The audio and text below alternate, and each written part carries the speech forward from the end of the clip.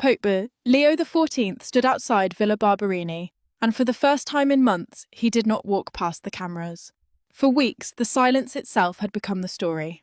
Since February, when the Society of St. Pius XIV announced it would consecrate 4 new bishops without papal permission, the Pope had said nothing in public about it, not a single word. Negotiations had been handed to Cardinal Victor Manuel Fernandez, a man whose own writings sat at the centre of the doctrinal dispute the Society was protesting. Reporters had learned to expect a wall of silence whenever the question came near him, and that silence had a name in the Roman press corps. Peculiar, some called it, a notable and deliberate absence in a pontificate otherwise known for engaging almost anything put in front of it.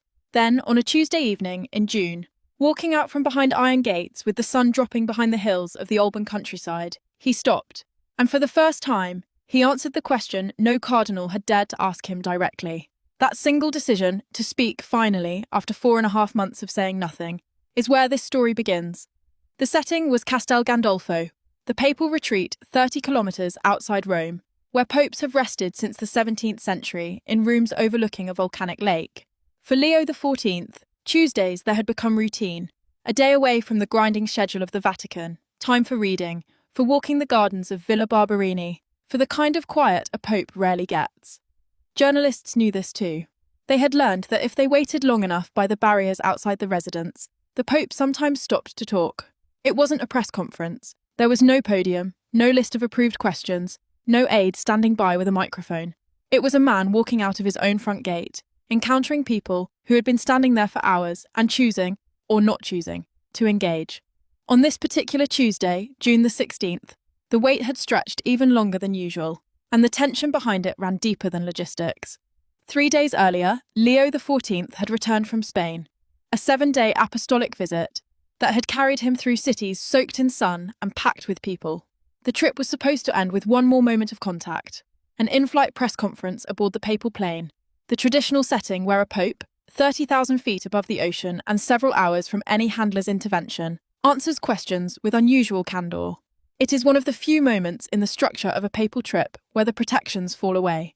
But this time, it never happened. A technical failure forced Leo to switch aircraft on the return leg from Tenerife, and the press conference that had been planned, prepared for, anticipated by reporters who had spent the entire flight composing their questions, simply evaporated. The Spanish journalists in particular had been counting on it. They had earned, in the informal hierarchy of papal travel, a privileged position in that conversation, and it had been taken from them by a mechanical fault thousands of feet in the air. So when the Pope appeared at the gates of Castel Gandolfo 4 days later, there was a debt to be paid, and he knew it. He began deliberately with the Spanish outlets first, the ones who had waited the longest, who had been promised the most and received the least. It was a small gesture, almost invisible to anyone who wasn't watching the order of operations closely. But it told you something about how this Pope thinks about fairness, about debts owed to people whose job is simply to ask questions on behalf of millions who can't be there themselves. He spoke first about Spain itself, and there was real warmth in what he said. He had visited 6 cities in 7 days, beginning the 6th of June and ending on the 12th, weaving through crowds that he described as having responded with an enthusiasm that had genuinely moved him. He praised, specifically and by name in spirit, if not in words, the work of bishops and laypeople and volunteers who had spent months preparing for his arrival in every city he visited. Every moment, he said, had been carefully prepared. The people, from what he had seen, were happy, and he was happy to be there to celebrate the faith alongside them. It was the kind of answer a tired traveller gives when the trip genuinely went well, unguarded, almost relieved. Then a journalist standing toward the back of the crowd, an Italian correspondent who had covered enough of these informal gatherings to know exactly when to ask the hardest question, raised the subject everyone had actually come for. The Society of St. Pius XIV, the traditionalist fraternity that had announced, back in February, that it intended to consecrate 4 new bishops on the 1st of July, in less than 2 weeks from that very evening, without seeking or receiving papal approval. To understand the weight that question carried, you have to go back nearly 4 decades, to a summer day in 1988, when a French archbishop named Marcel Lefebvre stood in the Swiss town of Écon and consecrated 4 bishops of his own, defying an explicit personal warning from Pope John Paul II not to proceed. Lefebvre had founded the society 18 years earlier as a refuge for priests who believed the reforms of the Second Vatican Council, The sweeping modernization of Catholic worship and theology that unfolded through the 1960s had gone too far, had drifted from something essential in the tradition he had spent his life defending. He opposed the Mass said in local languages instead of Latin. He opposed what he saw as a softening toward other religions. He opposed, most fundamentally, a vision of church governance that diffused the Pope's singular authority among bishops acting in council together. By 1988, in declining health and convinced he would not live to see a resolution through ordinary diplomatic channels, Lefebvre made the choice that would define everything that followed. He consecrated 4 successors. The Vatican responded within a day. Automatic excommunication, under the plain language of canon law, for every man who took part. Lefebvre called it anything but schism. Rome called it exactly that. He died 3 years later, in 1991, still excommunicated, still convinced he had done what conscience demanded. For nearly 2 decades after that, contact between the Society and the Holy See remained thin, cautious, intermittent. Then, in 2009, Pope Benedict XVI made an unexpected move. He lifted the excommunications on the 4 surviving bishops Lefebvre had consecrated, expressing hope that the gesture would open a path toward full reconciliation. It was a controversial decision even within the Church, and it came with an explicit caveat that Benedict himself later had to clarify in a public letter. Lifting the excommunication was not the same as restoring canonical status. The Society's priests still could not, in the eyes of Rome, legitimately exercise ministry. The doctrinal gap, particularly over how absolute papal authority should be and how the Church should relate to other faiths, remained as wide as it had been in 1988. Successive popes made incremental concessions. Validity was granted to confessions heard by Society priests. Marriages performed in their chapels were recognised under certain conditions. But the fundamental question, are you in communion with Rome or are you not, was never resolved. It hung there, year after year, an open wound that neither side seemed able, or perhaps willing, to close. And now, in 2026, it had come due again. 4 candidates, names that meant little to most ordinary Catholics, watching this unfold from the outside, but which carried real weight inside the Society. Pascal Schreiber, Michael Goldade, Michel Poinsinet de Sivry, Marc Hanapier. Men prepared, formed, ready to be made bishops on the 1st of July, with or without a word from Rome. The path to this moment had been one of escalating, almost ritualized warning. In February, Father David Pagliarani, the Society's Superior General, announced the Society's intention to proceed, citing a breakdown in communication after requests for an audience with the Pope had gone unanswered. Cardinal Fernandez, in his role overseeing doctrine for the Holy See, invited Pagliarani to Rome that same month for a meeting, an offer to keep dialogue alive, but only on the condition that the Society first suspend its plans for the consecrations. Pagliarani went. He listened, and then he wrote back, declining the condition, noting plainly that the divide between Rome and the Society over the legacy of the Second Vatican Council remained as real as ever. On the 13th of May, Fernandez issued a formal and unambiguous statement. Proceeding without papal mandate would constitute a schismatic act and would result in automatic excommunication under canon law for everyone involved. Through all of it, the February announcement, the failed February meeting, the May warning, weeks of mounting coverage in Catholic media on every side of the debate, some of it furious, some of it grieving. The Pope himself said nothing. He let Fernandez carry the public weight of the confrontation. He let the Cardinal absorb the criticism, including pointed criticism that Fernandez was, in the eyes of many Society sympathisers, precisely the wrong man to be negotiating reconciliation, given that his own theological writings sat near the centre of what the Society found most objectionable about the direction of the post-conciliar Church. It was an unusual choice of messenger, and it did not go unnoticed. So when the Italian journalist asked the question outside Castel Gandolfo that Tuesday evening, there was no guarantee the Pope would answer it at all. He had every precedent, every available excuse, to simply move on to the next question, the next subject, and let the silence continue until the 1st of July arrived and the consequences spoke for themselves. He did not do that. What came instead was not a thunderous condemnation. It was not a declaration of excommunications already prepared and waiting to be signed. It was something quieter, and in its quietness, somehow more exposed than any formal statement could have been. He told them he was still considering making one more appeal. Not that he had decided. Not that the matter was closed and the consequences inevitable. Considering. A pope with less than 2 weeks remaining before an act that canon law itself would classify as schismatic, standing outside his own residence, telling reporters he was still weighing whether to try once more. He described what that appeal, if he chose to make it, would say. A simple, almost pleading formulation. Do not do this. Let us try to live in communion within the church. 5 words doing the work of 4 decades of failed diplomacy. Let us try. Not let us win. Not let us be vindicated. Let us try. Then, in the same breath, he made clear he understood exactly how little power that appeal would actually carry. It is their choice, he said. Whatever he offered, whatever language he chose, whatever gesture of welcome he extended, the final decision belonged entirely to men he could not compel, and it seemed could not fully persuade. He named, without flinching from it, what was actually at stake in that choice. Certainly, he said, division among Christians is always a painful point. Not a footnote, not a procedural matter to be filed away in a dicastery report. A painful point, the kind of phrase that carries weight precisely because it refuses to dress the wound in softer language. And then he drew the line that mattered most, the one that explained, more clearly than any canon law citation could, why this divide had persisted for nearly 40 years and showed every sign of persisting still.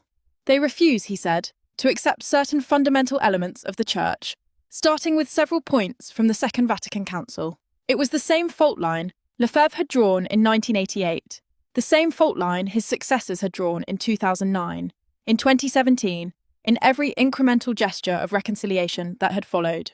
Vatican II, the council that modernised the liturgy, that opened new conversations with other faiths, that redistributed some of the Church's governing authority among bishops working in communion with the Pope rather than purely beneath him, remained, 4 decades later, the line the society would not cross and the line Rome would not move. He did not end there with comfort. He ended with something closer to resignation, delivered without bitterness but without softening either. If they make that choice, he said, I am sorry, but we must move forward. I am sorry. 2 words a pope rarely needs to use, because popes do not often stand this close to watching something break that they cannot stop. But we must move forward, an acknowledgement that grief, however real, cannot be allowed to freeze an institution of more than 1 billion people in place, waiting for 4 men in Switzerland to change their minds. That was the answer, not an excommunication delivered in real time outside a gate, not a closing of the door, a man genuinely weighing, out loud, whether one more attempt was worth making, and admitting, in the same breath, that he already suspected what the answer would be. The journalists did not let him stop there that evening. There was more behind that gate worth asking about, and Leo, having opened the door once, kept answering. Someone raised the ceasefire reached days earlier between the United States and Iran, the long and grinding conflict that had consumed headlines and lives for months. His relief was immediate and unguarded. Thank God, he said. There is at least this memorandum, that it seems they will officially sign this Friday, so they are saying. He did not pretend the agreement solved everything. There will still be several points to be established, he added, but he was unambiguous about which path he believed in. It is always better to do so through dialogue, through negotiation, rather than returning to war. The same conviction, in different clothing, that had shaped his answer about the society minutes earlier. Dialogue first, even when dialogue fails, even when, as with the society, it has been failing for 38 years. Someone asked about his summer, about rest. He answered the way a tired man answers when he genuinely doesn't know how the next few months will unfold. A little rest, he said. A lot of reading, reflection, preparation for what comes next. There is always work as well, he added, but peacefully. When pressed on whether he would actually manage to relax, his answer carried the first trace of lightness in the entire exchange. Let's hope so. That single unguarded laugh line, let's hope so, would, in its own small way, become the human detail that outlasted the diplomatic language in people's memories. Not because it was profound, because it was honest. A pope who had just spent several minutes admitting, in public, that he might be about to watch an entire community walk itself into schism, and who could still, in the very next breath, manage something close to a joke about whether he'd actually get any time off. That contradiction, the gravity and the small human exhaustion sitting side by side, was, for many who watched the footage afterward, more revealing than the formal statement Fernandez had issued back in May ever could be. The exchange ended. The Pope went back inside Villa Barberini. The story, however, had only begun to spread. By morning, every major Catholic outlet on every side of the theological spectrum was running some version of the same headline, though the emphasis shifted dramatically depending on where the publication stood. Some led with the warmth, a pope still reaching for reconciliation at the 11th hour, still refusing to let the door close entirely. Others led with the resignation, a pope admitting, essentially, that he expected the worst and had made his peace with it in advance. A few led with something closer to grief on behalf of those who would be excommunicated, treating the entire episode as a tragedy unfolding in slow motion, with everyone involved able to see the ending coming and powerless to rewrite it. What almost no one disputed was the significance of the silence finally breaking. For 4.5 months, the Pope had let a cardinal carry this fight publicly while saying nothing himself. The decision to finally speak, even briefly, even informally, even outside a gate at the end of a long Tuesday with no podium and no prepared remarks, told the watching church something the formal statements could not. It told them this still mattered to him personally.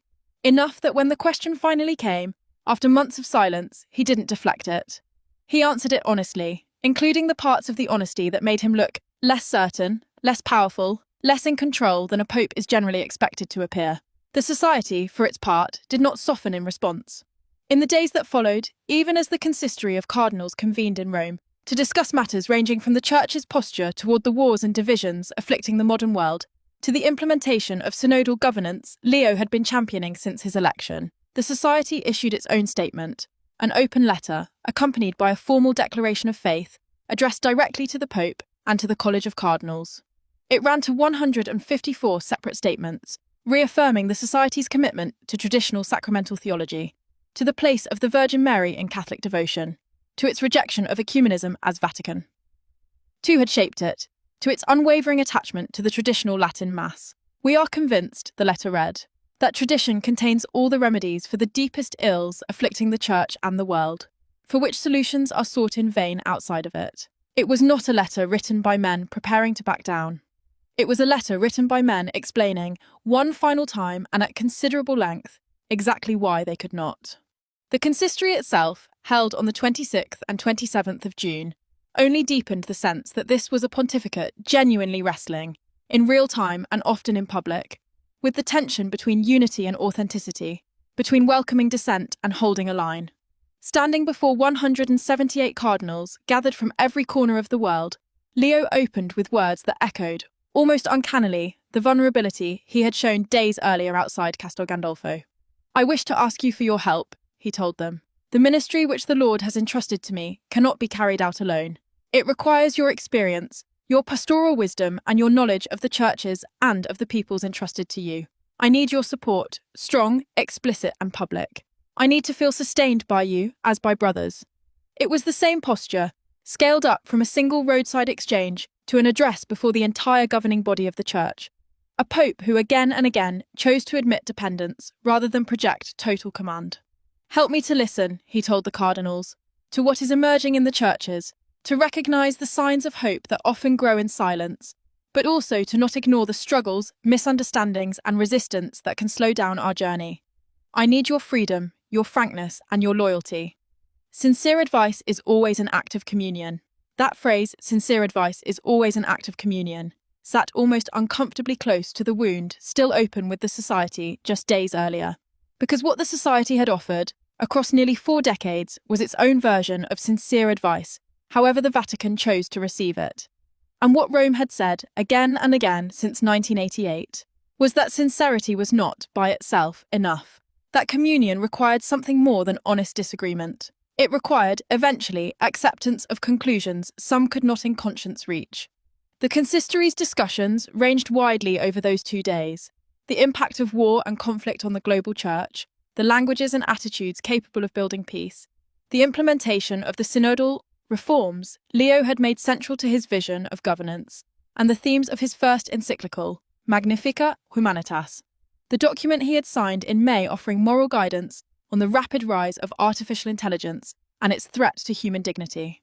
Cardinal Fernandez himself, the same man who had spent months as the public face of the confrontation with the Society, returned to introduce a session on what the consistory programme called the culture of power and the civilization of love, drawing directly from a chapter of that same encyclical. The thread connecting all of it, Leo told the assembled cardinals in his opening address, converged on a single question. How can we help our churches today to proclaim the gospel with greater fidelity, freedom and credibility? It was, in its own way, the same question the society had been asking from the opposite direction for 38 years. They simply believed the answer led backward, toward a fidelity rooted in unbroken tradition, while Leo and the council he served believed it led forward, toward a fidelity capable of speaking a changing world's language, without losing its substance. Two communities, both convinced they were defending the gospel's credibility, unable to find common ground on what credibility actually required. As the consistory closed, with its singing of the Te Deum and its concluding dinner shared between the Pope and the gathered cardinals, the calendar kept moving toward its appointment with the 1st of July. Nothing that had happened in those 2 days of structured, synodal discussion in the Paul VI Hall had changed the fundamental arithmetic outside Castel Gandolfo. 4 men prepared and waiting. A pope still, by his own admission, considering whether to make one more appeal. A history of 38 years, suggesting he already knew, in his heart, how that appeal would likely be received. And yet something had genuinely shifted, even if the underlying crisis remained unresolved. The silence was gone. Whatever happened on the 1st of July, whether the consecrations proceeded as planned, whether some last private overture from the Vatican found unexpected traction, whether the automatic excommunications that canon law demanded were formally declared or quietly absorbed into the Church's long history of internal fracture. The world now knew exactly where the Pope himself stood. In his own words, spoken without preparation, without a podium, without the protective distance a formal statement provides. He had named the pain plainly. He had named the cause plainly. He had admitted his own uncertainty plainly, in front of cameras, in a way few of his predecessors would have risked. Perhaps that, more than any formal declaration the Holy See could issue, was the real story carried out of that Tuesday evening at Castel Gandolfo. Not the threat of excommunication that had been hanging over the society since February, articulated in increasingly precise canonical language by Cardinal Fernandez. Not the historical weight of 1988, which every Catholic following the story already understood, in broad strokes if not in exact detail. The real story was simpler, and in its simplicity, harder to dismiss. A pope who had chosen silence for months, finally choosing to speak and choosing, when he did, to speak with more honesty about his own uncertainty than power. To admit he was still considering. To admit it was, in the end, their choice and not his to make. To admit, without softening the word, that he was sorry. In a church often defined publicly by its certainties, its declarations, its formal letters bearing seals and signatures, there was something almost startling in watching a pope stand outside an iron gate at the end of a long day and simply tell the truth, as he understood it in that moment. Incomplete, unresolved, still weighing what to do next. Not the answer anyone fully wanted. But the only answer, perhaps, that an honest man standing at the edge of an irreparable rupture could actually give. For the millions who would spend the coming days debating what his words meant, passing every phrase for hope or for warning, that honesty itself may prove to be the line most remembered, long after the consecrations of the 1st of July have come and gone, and long after the formal documents recording their consequences have been filed away in the archives of the dicastery for the doctrine of the faith. Not because it resolved anything, but because, for one unguarded evening outside a residence in the hills above Rome, the Pope let the world see him still searching for an answer he hadn't yet found. If you found this story worth your time, consider subscribing for continued coverage of Pope Leo XIV's pontificate as it unfolds, and leave a comment below sharing which part of his answer struck you most.